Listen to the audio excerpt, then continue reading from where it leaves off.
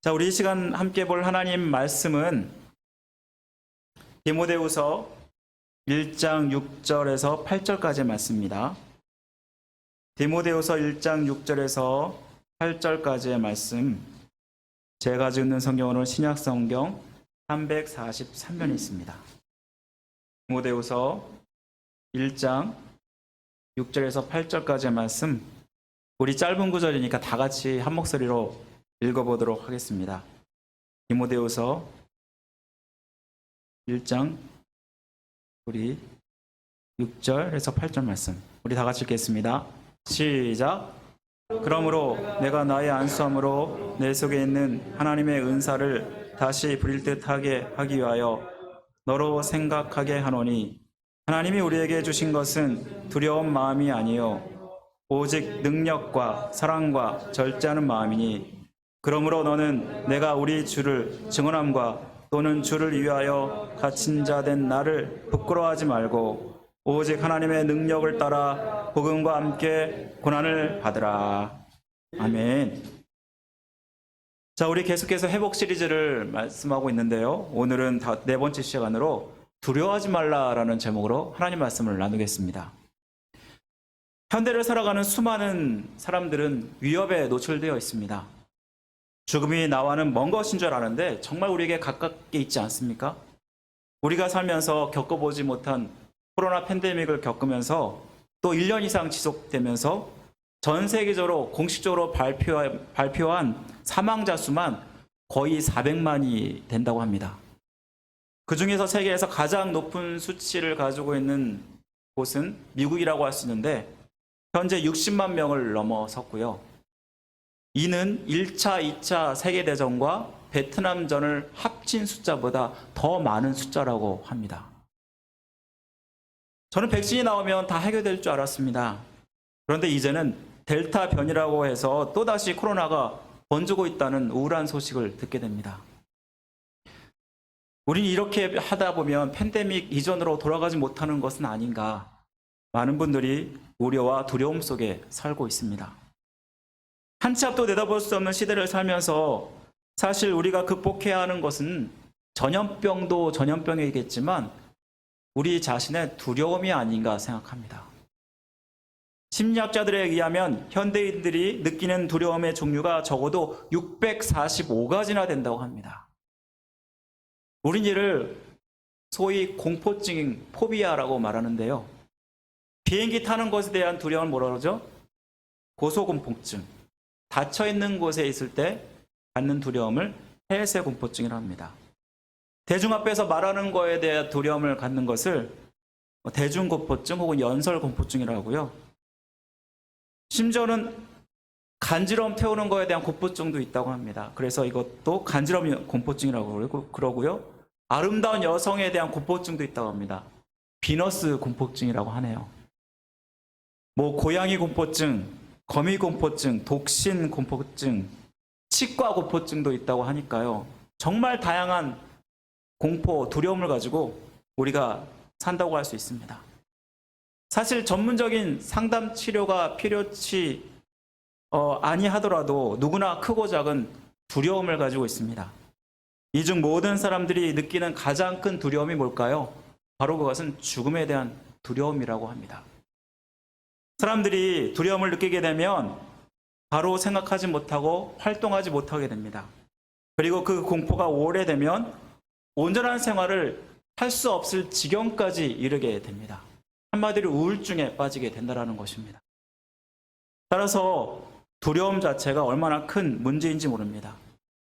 만약 전쟁에 나가는데 싸우다가도 갑자기 적이 무서운 생각이 들게 되면 그 전쟁에서 결코 이길 수가 없습니다. 또 병들어서 병을 치료하는 사람이 그 병 때문에 죽을까봐 두려움을 갖기 시작하면 그 환자는 다시는 일어나지 못한다고 합니다. 미국 샌프란시스코의 금문교 여러분 아시죠? 미국에서 유명한 관광 명소입니다. 처음 이 다리를 건설할 때 1년 동안 무려 23명이 죽었다고 합니다. 이에 건설회사는 안전을 위해서 거대한 그물망을 그 밑에 깔아놓았는데 그때부터는 떨어지는 사람이 하나도 나오지 않았다고 합니다. 그러나 더 중요한 것은 공사 진행이 그물망을 쳐놓기 전보다 쳐놓은 후에 20%나 더 증가되었다라는 것입니다. 떨어져 죽지 않는다라는 그 생각이 인부들의 작업률을 올리게 했던 것입니다. 이러고 보면 우리의 마음을 다스리는 것이 얼마나 중요한지 모릅니다. 우리는 어떻게 이 두려움 마음을 극복할 수 있을까요? 바로 본문은 두려움을 극복할 수 있는 방법을 잘 보여줍니다. 우리 오늘 본문은 사도 바울이 디모데에게 보낸 편지입니다. 사도 바울은 에베소에서 목회하고 있는 디모데에게 2번의 편지를 보냈습니다. 여러분도 알다시피 디모데전서, 디모데후서입니다. 디모데전서가 63년경에 AD 63년경에 써졌다면 디모데후서는 3년 후인 66년경에 써졌습니다. 여러분 사도 바울이 언제 죽은지 아십니까? 로마 감옥에서 67년에 죽었습니다. 그러고 보면 디모데후서는 사도 바울의 마지막 서신서라고 할 수 있습니다. 사도 바울은 자신이 이제 얼마 안 남았으니까 하나님의 앞에 가게 될 것을 미리 알고 있었습니다. 디모데후서 4장 6절에 보면은 전제와 같이 내가 벌써 부어지고 나의 떠날 시간이 가까웠도다라는 말씀을 통해서 그는 그의 죽음을 미리 직감하고 있었음을 말씀해 줍니다. 이때 사도 바울이 가장 보고 싶어 했던 사람이 있습니다. 그 사람의 이름은 디모데였습니다. 디모데는 사도 바울이 얼마나 사랑하고 아꼈는지 영적인 아들이라고 할 만큼 그렇게 아꼈고요. 또 자신의 후계자로 생각할 만큼 끔찍히 아꼈다는 것을 우리는 성경을 통해서 알 수 있습니다. 여러분도 알다시피 디모데의 부모가 누구입니까? 외할머니는 로이스고 어머니는 유니게입니다. 여러분도 잘 아는 이 두 어머니는 어렸을 때부터 신앙의 가문을 만들었던 장본인들이고요. 디모데는 이 신앙의 가문에서 자랐던 아이였음을 우리는 알게 됩니다. 사도 바울을 만나서 예수 그리스도를 믿어야 되고 그분을 통해서 구원을 받는다는 그 복음을 소개받고 나서 사도 바울을 따라다니면서 목회자가 되었습니다. 사도 바울의 지시로 사도 바울이 세운 에베소에서 목회를 하게 되는데요. 하지만 에베소에서 목회하면서 디모데는 여러 가지 어려움을 겪고 있었습니다. 디모데는 젊은 목회자로 그 교회에 부임해서 권위를 세우지 못하고 있었습니다. 디모데전서 4장 12절에 보면은 너희 연수함을 없이 여기지 못하게 하라는 말씀을 통해서 많은 에베소 성도들이 이 디모데가 젊다는 이유로 무시했던 것으로 보입니다. 또한 거짓 교사들이 에베소 교회에 들어와서 성도들을 미혹하고 있었습니다. 디모데는 이에 대해서 강력하게 대처하지 못하고 있었습니다. 또 그는 육체적으로 병약했습니다. 무엇보다도 그에게는 위장병이 굉장히 심해서 이 위장병이 들지 않으면 술이라도 조금 섞어서 쓰라라고 사도 바울이 권면할 정도였습니다. 더구나 멘토인 그 바울이 투옥되어서 감옥에 갇혀 있습니다. 여러분 사도 바울이 감옥에 갇힌 이유는 그 당시에 네로 황제가 핍박을 했기 시작했기 때문입니다. 이 말은 디모데도 마찬가지로 이 핍박으로 인해서 굉장한 고통을 당하고 있었음을 말씀해 주는 것입니다. 자신이 감당할 수 있는 이 여러 가지 문제가 생겼을 때 우리가 가장 느낄 수 있는 감정은 두려움입니다. 사도 바울이 디모데후서 1장 시작부터 이 말씀을 언급하고 있습니다. 여러분 알다시피 우리가 오늘 읽은 본문은 1장 6절에서 7절, 8절 말씀입니다. 사도 바울이 디모데후서를 서신서를 쓰자마자 두려움에 대해서 얘기를 하고 있는 것을 보면은 사도 바울이 가장 시급하게 해결해야 될 문제가 바로 두려움의 문제였음을 말씀해 주는 것입니다. 디모데는 더구나 소심하고 겁 많은 사람이었습니다. 이 두려움이 결국 더 큰 두려움을 낳습니다. 두려움이 결국 공포로 변해서 용기와 의욕을 잃어버리고 무기력과 무능력에 빠지게 되고 결국은 사역을 실패할 수 있기 때문에 사도 바울은 너무나 급한 나머지 이 디모데후서를 쓰고 있는 것입니다. 결국 두려움은 참 우리의 인생 가운데 우리 자신을 인생의 패배자로 만든다는 것입니다. 그런데 이 두려움이 쉽게 극복되지 않는다는 것입니다. 왜냐하면 두려움은 두려움을 낳기 때문입니다.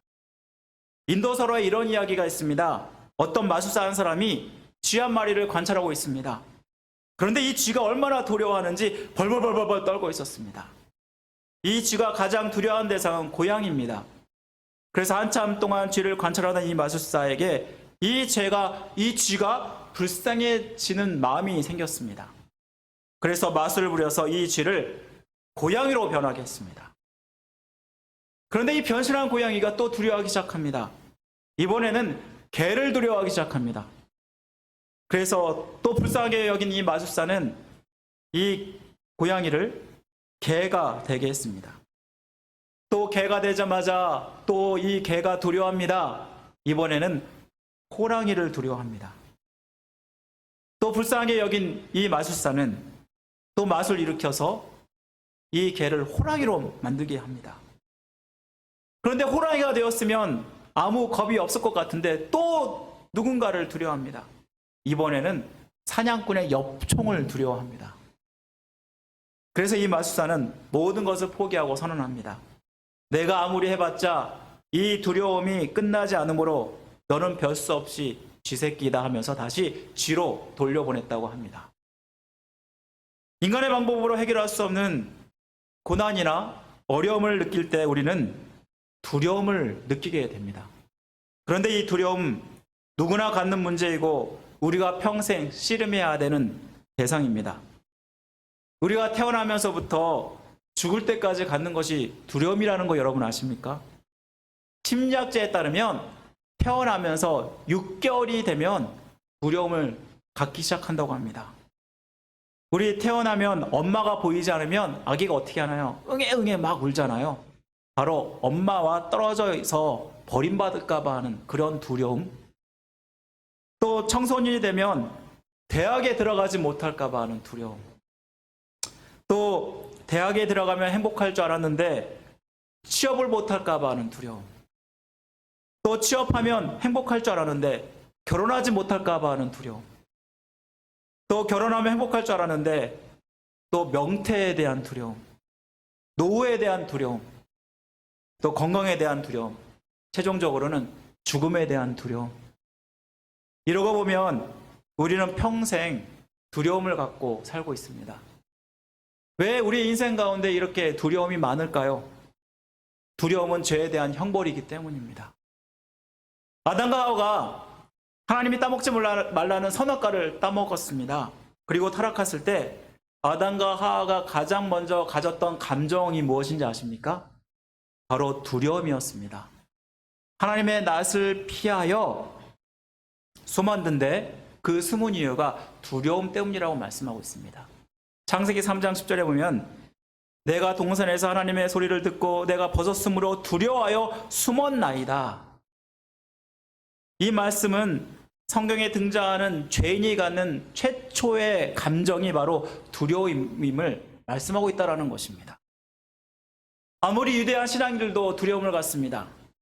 아브라함은 애굽에 갈 때 자기 아내 사레를 여동생으로 속이게 되죠. 바로 그것은 그가 생명에 대한 위협을 느꼈기 때문에 그러한 두려움이 있어서 속였던 것입니다. 모세는 어떤가요? 하나님 부르실 때 보낼 만한 자를 보내소서 하면서 거듭 요구를 거절합니다. 하나님을 화나게 할 정도로 그렇게 거절하는 것을 보는데 이것은 사명에 대한 두려움이 그에게 있었기 때문입니다. 베드로는 어떤가요? 예수님이 잡히시자 신문 받으실 때 예수님을 3번이나 부인하게 됩니다. 그때도 마찬가지로 자기가 잡혀서 죽을까 봐 하는 두려움이 그에게 있었기 때문입니다. 이러고 보면 신앙이 연약한 사람이나 신앙이 강한 사람조차도 이 두려움을 가질 수 있다는 것을 우리에게 말씀해 줍니다. 그런데 하나님은 우리가 이 두려움에 머물기를 원치 않으신다라는 것입니다. 성경에 보면 두려워하지 말라라는 말씀이 몇 번이나 나올까요? 366번이나 나온다고 합니다. 우리 1년을 365일이라고 한다면 한 번 더 있죠. 다시 말씀드리면 하나님이 매일 우리에게 말씀하시는 것이 두려워하지 말라라는 말씀이라는 것입니다. 오늘 본문도 사도 바울이 권면합니다. 7절 말씀에 보시면 하나님이 우리에게 주시는 것은 두려워하는 마음이 아니요 라고 말씀하고 있습니다.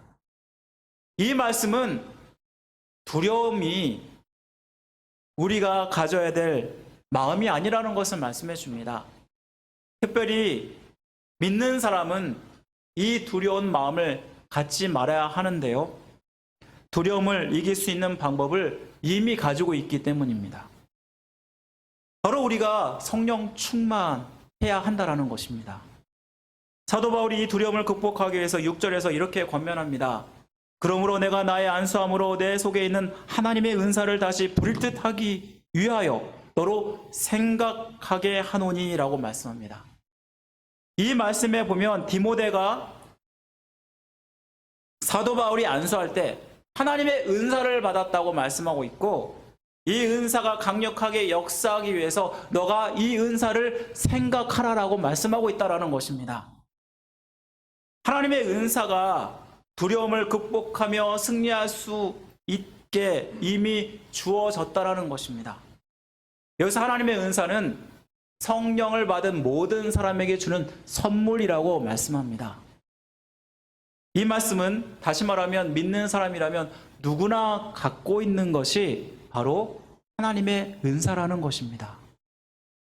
우리가 예수 그리스도를 믿고 주를 고백하면 성령 하나님이 우리 안에 내주하십니다. 고린도전서 12장 3절에 보면은 성령이 아니고서는 예수님을 나의 주님이라고 고백할 수 없다라고 말씀합니다. 다시 말씀드리면 성령이 임할 때 죄로 인해서 아담이 갖고 있는 원초적인 그 두려움으로부터 해방된다는 것을 말씀해 줍니다. 따라서 우리 안에 성령의 역사가 충만하도록 우리가 하나님께 간구할 때 우리는 하나님의 은사를 받고 두려움에서 해방될 수 있다는 것입니다. 우리는 어떤 어려움과 고난 속에서도 두려움에 사로잡히지 않도록 성령 하나님을 기억하고 그분의 역사를 강력히 사모하며 기도해야 한다는 것을 말씀해 줍니다. 그렇다면 성령 하나님이 충만하게 역사하실 때 하나님이 우리에게 주시는 마음이 무엇일까요? 오늘 7절 말씀 우리 한번 다시 한번 읽어보도록 하겠습니다. 7절 말씀입니다.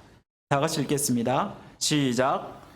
하나님이 우리에게 주신 것은 두려워하는 마음이 아니요 오직 능력과 사랑과 절제하는 마음이니.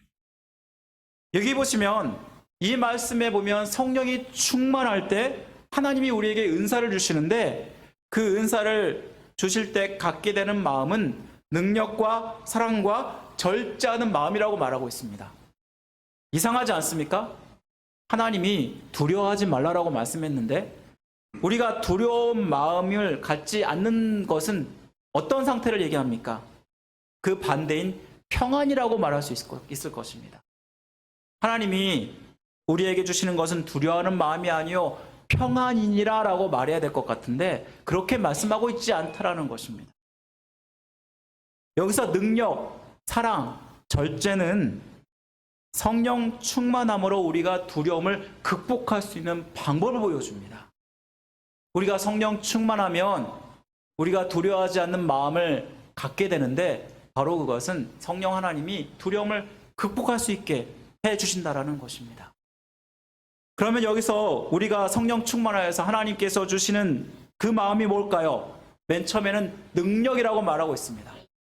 여기서 보면 능력이 헬라어로 디나미스라고 합니다. 우리 여러분도 알다시피 다이나마이트의 원어원입니다. 여러분, 능력은 하나님의 일을 감당하기 위해서 하나님이 은사로 주시는 마음이라고 할 수 있습니다. 사실 디모데의 상태가 어떻습니까? 현재 너무나도 통제불능의 상태였습니다. 여러 가지 문제가 겹치고 겹치다 보니까 자기 자신이 어떻게 할 수가 없는 상황입니다. 여러분, 만약 여러분 어떻게 할 수 없는 문제가 여러분 가운데 있게 되면 어떻게 되나요? 그것도 한 가지가 아니라 여러 가지 문제가 생겨버리면 어떻게 되나요?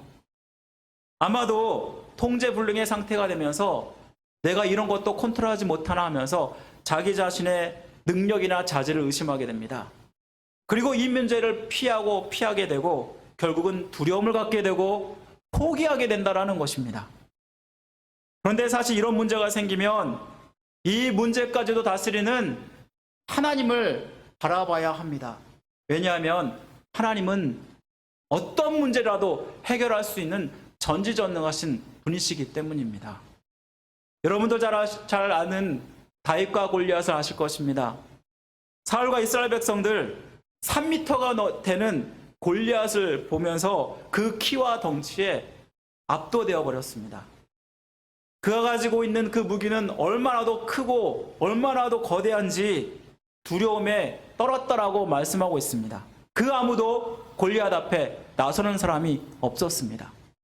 이들이 바라봤던 것은 뭐냐면 바로 그 문제였습니다. 골리앗이라는 그 문제를 바라보니까 이들은 두려움에 떨었다라는 것입니다. 그런데 다윗은 어떻습니까? 다윗은 골리앗을 본 것이 아니라 그 너머에 계신 하나님을 바라봤다라는 것입니다. 그래서 이 다윗이 골리앗에게 나아갈 때 어떤 말을 하는지 아십니까? 이런 말을 합니다. 너는 칼과 창과 단차로 내게 나오거니와 나는 만군의 여호와의 이름 곧 내가 모욕하는 이스라엘 군대의 하나님의 이름으로 내게 나아가노라 하면서 물맷돌을 던져서 골리앗을 명중시키고 결국은 골리앗을 이기게 되지 않습니까? 이 다윗이 첫 바라봤다는 것은 문제 자체가 아니었습니다. 바로 이 문제까지도 모두 해결할 수 있는 하나님을 믿음으로 바라봤다는 것을 말씀해 줍니다. 주님 말씀하십니다. 내게 능력 주시는 자 안에서 내가 모든 것을 할 수 있느니라.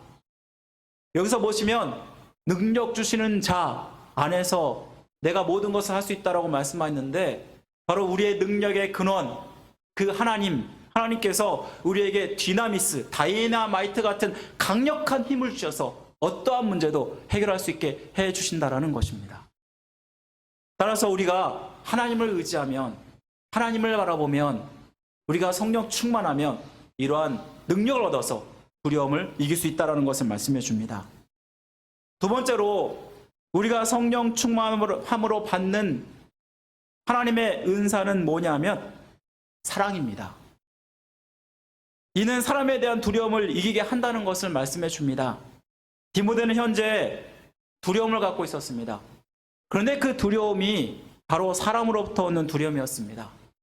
자기가 너무나 나이가 어리다고 자기를 무시하는 사람들이 있는가 하면 거짓 교사들이 교회 안에 침투하여서 거짓을 막 이렇게 사람들을 유혹하고 그러면서 그거에 대해서 담대하지 못한 두려움이 이 디모데에게 있었습니다.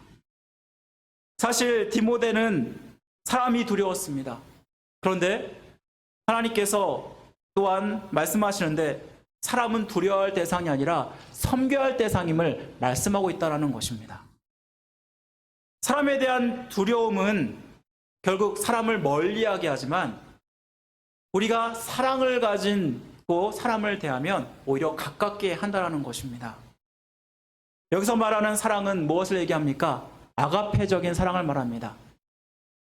다시 말하면 신적 사랑을 말합니다. 주님께서 우리에게 보여주신 사랑이 어떤 사랑입니까? 신적인 사랑입니다. 우리를 위해서 자기의 목숨을 아끼지 않고 십자가에 달려 죽으셨습니다. 자기의 목숨도 아끼지 않는 희생적인 사랑, 바로 그것이 아가페 사랑이라고 말합니다. 여러분, 목숨을 내놓는 사랑이 얼마나 대단한지 아십니까? 두려울 것이 없습니다.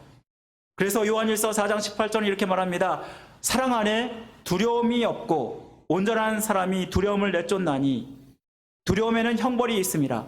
두려워하는 자는 사랑 안에서 온전히 이루어지지 못하였느니라 라고 말씀합니다. 사랑하는 성도 여러분, 사랑이 있으면 어떠한 두려움도 모두 다 쫓아낼 수 있습니다. 한 권사님이 있었습니다. 성실하게 사업하는 남편을 만나서 결혼했습니다. 그런데 그 남편은 안 믿는 사람이었습니다. 안 믿는 가정에서 제사상도 차려야 됐고 마음이 참으로 두렵고 어려울 때가 너무나도 많았습니다. 그러나 묵묵히 남편을 열심히 뒷바라지했습니다. 그러자 남편이 어느 날 마음을 돌이켜서 교회에 나오기 시작했습니다. 그리고 시부모님을 시누이들을 정성껏 섬겼더니 시어머니는 딸보다도 며느리를 더 의지하게 되었고 며느리의 말을 듣게 되었습니다. 그리고 며느리와 상의하다 보니까 20년이 지난 어느 날 그 어머니가 말하는 것이었습니다. 어머니, 이제는 교회 나가셔야죠. 그래, 교회 나가는 게 좋겠구나. 결국 시댁 모든 식구들이 복음화되게 되고 모든 사람들이 사랑으로 그렇게 예수 그리스도를 믿는 사람이 되는 것을 보게 됩니다. 결국 남편은 그 교회의 장로가 되었다고 합니다. 우리는 사랑하지 못해서 분노로 끓고 절망에 빠지고 두려움에 떱니다. 따라서 우리가 이 땅을 살아가면서 그 두려움을 이기는 방법은 사랑뿐이 없음을 말씀해 줍니다. 사랑만이 살 길이고 사랑만이 우리의 구원의 길이라는 것입니다. 마지막으로 우리가 성령 충만함으로 받는 하나님의 은사는 뭐냐면 절제입니다. 여러분, 절제라는 것이 무엇일까요? 이 절제라는 말은요, 소프로 나조라는 그러한 말에서 나왔는데 자기 통제를 얘기하는 것입니다. 다시 말하면 하나님이 나에게 은사를 주실 때 나 자신의 마음을 다스릴 수 있게 된다라는 것입니다. 우리가 지금까지 여기에 보시면 다른 모든 것, 하나님 주시는 은사 가운데서 능력과 사랑은 우리에게 부어주시는 것입니다. 그런데 절제라는 것은 쏟아내는 것을 말하는 것입니다. 그리고 다른 것들은 한없이 부어줘도 좋은 건데 그렇지만 한없이 부어지는 것에는 반드시 절제가 필요함을 말씀해 줍니다. 여러분, 자동차가 계속해서 악셀레이터를 밟으면 어떻게 되나요? 계속해서 밟으면 100km, 200km, 300km 결국은 가속으로 인해서 큰 교통사고가 날 수 있습니다. 그러면 이 자동차, 가속하는 이 자동차를 통제할 수 있는 방법은 무엇입니까? 반드시 브레이크를 밟아야 한다는 것입니다. 다시 말하면 우리가 사랑과 능력도 필요하지만 절제도 필요하다는 것을 우리에게 말씀해 주는 것입니다. 이 절제를 통해서 우리는 우리 자신을 절제할 수 있게 됩니다. 사실 이 디모데가 가진 문제가 무엇입니까? 자기 자신의 마음을 절제하지 못하고 있다는 것입니다. 여러 가지 문제가 생기니까 통제불능이 되어버리니까 자기 자신의 마음에 혼란이 왔고 무기력함이 왔고 심지어는 두려운 상태가 되었다는 것을 말씀해 줍니다. 이것을 이기는 방법은 결국은 자기의 마음을 주님께서 다스려 주는 것이었습니다. 바로 그것이 절제라는 것입니다. 사랑하는 성도 여러분, 절제가 얼마나 중요한지 모릅니다. 우리 솔로몬 여러분 아시죠? 이 솔로몬이 맨 처음에는 하나님께 얼마나 더 귀하게 쓰임받았는지 모릅니다. 하나님 앞에 제사를 드렸는데 하나님께 드렸던 그 제사가 하나님께 너무나도 합해서 하나님이 그에게 지혜뿐만 아니라 부귀 영광을 주셨다고 말씀합니다. 그는 하나님 앞에 얼마나 더 귀하게 쓰여졌는지 모릅니다. 그런데 그의 처음과 그의 말년은 달랐다라는 것입니다. 왜 그랬을까요? 예수 그리스도를 맨 처음에는 얼마나 그가 신뢰하고 얼마나 더 믿음으로 바라봤는지 모릅니다. 그러나 그가 자기의 아내를 자그마치 후궁을 1000명을 두었습니다. 이로 말미암아 절제하지 못한 그것이 우상 숭배를 가져오게 되고 결국 솔로몬의 말년은 비참했다는 것을 우리는 알게 됩니다. 이스라엘 백성이 멸망당했던 것은 솔로몬의 우상 숭배였기 때문임을 우리는 분명히 성경을 통해서 알게 됩니다. 이것이 우리에게 무엇을 말할까요? 우리는 신앙생활에 있어서 절제하는 마음이 얼마나 중요한지 모릅니다. 우리가 두려움을 이기는 방법은 결국은 절제가 필요함을 말씀해 줍니다. 사랑하는 성도 여러분, 이 말씀을 통해서 우리가 깨닫는 것은 뭐냐면 결국은 이 디모데에게 하나님이 이 사도 바울이 성령 충만함으로 하나님께 계속해서 기도하고 그렇게 하나님의 은사를 받으라고 한 것은 그가 사역을 잘 감당하는 자로 세우기 위해서였음을 우리는 깨닫게 됩니다. 사도 바울은 다시 한번 마지막으로 이렇게 말씀하고 있는데 그것이 무엇이냐 하면 바로 자기를 본받으라는 말씀이었습니다. 오늘 말씀 마지막 말씀을 우리 한번 다 같이 한번 읽어보도록 하겠습니다. 마지막 말씀 8절 말씀입니다. 다 같이 한번 시작. 또는 주를 위하여 갇힌 자 된 나를 부끄러워하지 말고 오직 하나님의 능력을 따라 복음과 함께 고난을 받으라. 아멘. 마지막으로 그가 권면하고 있는 것은 이렇게 하나님의 은사를 받고 능력과 절제, 사랑과 절제를 갖게 되면은 그러면 사도 바울처럼 된다라는 것을 말씀하고 있습니다. 솔직히 지금 사도 바울은 이 디모데가 본받을 만한 그런 상황이 아니었습니다. 디모데가 감옥에 갇혀 있는 이 사도 바울을 바라보면서 부끄러워할 정도였습니다. 그런데 사도 바울은 8절 말씀에서 분명히 말씀하고 있습니다. 자기가 갇힌 것은 자기가 부끄러운 어떤 죄를 범했기 때문이 아니라 복음 때문에 갇혔다는 것을 분명히 말씀해주고 있습니다. 다시 말씀드리면 내가 하나님의 은혜와 능력으로 성령 충만하여서 주의 일들을 감당하다 보니까 그 증거가 바로 내가 갇혀있는 것임을 말씀해주고 있는 것입니다. 사도 바울은 결코 어떤 것도 두려워하지 않았습니다. 하나님의 능력과 은혜로 모든 것을 감당하다 보니까 그러한 고난과 고통이 그 가운데 오게 되었습니다. 그리고 감옥에 갇힌 것입니다. 이 말씀은 다시 말하면 비록 우리가 이렇게 성령 충만하여서 두려운 마음을 없앨 수 있을지 모르겠지만 반드시 고난이 있음을 우리에게 말씀해 줍니다. 우리가 주님의 사역을 감당하다 보면 우리가 고난이라는 것을 같이 겪게 된다는 것을 말씀해 줍니다. 그러나 이러한 고난조차도 바로 우리가 주님을 위해서 일한 귀한 헌신과 희생의 그러한 증표라는 것을 우리에게 말씀해 준다라는 것입니다. 그래서 사도 바울은 내가 지금 갇혀 있는 것을 부끄러워하지 말라라고 마지막으로 권면하고 있는 것입니다. 말씀 마치겠습니다. 사랑하는 성도 여러분, 두려움은 모든 사람이 갖게 되지만 예수 그리스도를 믿는 사람은 비록 두려움이 올지라도 그 두려움을 성령 충만함으로 하나님의 은사로 이기는 사람이라는 것을 말씀해 준다라는 것입니다. 그렇기 때문에 우리는 날마다 성령 충만함을 사모해야 합니다. 이 성령 충만함이 우리 가운데 임할 때 그 어떠한 두려움도 하나님의 능력으로 또 하나님의 사랑으로 하나님의 주시는 절제로 이길 수 있음을 말씀해 주는 것입니다. 사랑하는 성도 여러분, 저는 여기에 계신 모든 분들이 이 어려운 시절 어떠한 것도 주님의 능력과 은혜로 이기시기를 주님의 이름으로 간절히 축원드립니다. 기도하겠습니다. 사랑하는 하신 하나님 아버지 감사합니다. 오늘 말씀을 통해서 우리가 지금 현재 당하는 모든 두려움들이 우리 가운데 있지만 하나님, 이 모든 두려움 하나님이 주시는 것이 아니라 우리가 성령 충만하여서 이길 수 있는 것임을 우리가 깨닫게 됩니다. 아버지 하나님, 그 어떤 것도 아버지 하나님 주님의 은혜와 능력으로 이기를 간절히 원합니다. 주님, 우리가 성령 충만함으로 하나님의 은사를 받게 하여 주옵소서. 사랑이 충만하게 하시고 능력이 충만하게 하시고 절제가 충만하게 하여 주옵소서.